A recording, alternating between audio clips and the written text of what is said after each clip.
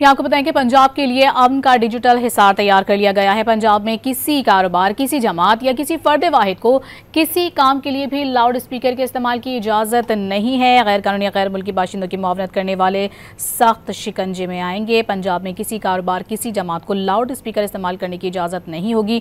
जुम्मे के खुतबे और 5 वक्त की अजान के लिए लाउड स्पीकर इस्तेमाल पर पाबंदी नहीं होगी। तो आपको बताएं कि पंजाब के लिए अमन का डिजिटल हिसार तैयार कर लिया गया है, जिसके मुताबिक पंजाब में किसी कारोबार, किसी जमात या किसी फर्द वाहिद को किसी काम के लिए लाउड स्पीकर के इस्तेमाल की इजाज़त नहीं है।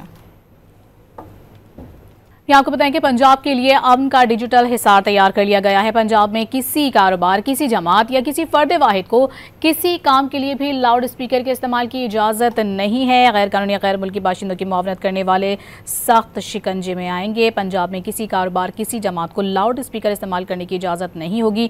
जुम्मे के खुतबे और 5 वक्त की अजान के लिए लाउड स्पीकर इस्तेमाल पर पाबंदी नहीं होगी। तो आपको बताएं कि पंजाब के लिए अमन का डिजिटल हिसार तैयार कर लिया गया है, जिसके मुताबिक पंजाब में किसी कारोबार, किसी जमात या किसी फर्द वाहिद को किसी काम के लिए लाउड स्पीकर के इस्तेमाल की इजाज़त नहीं है।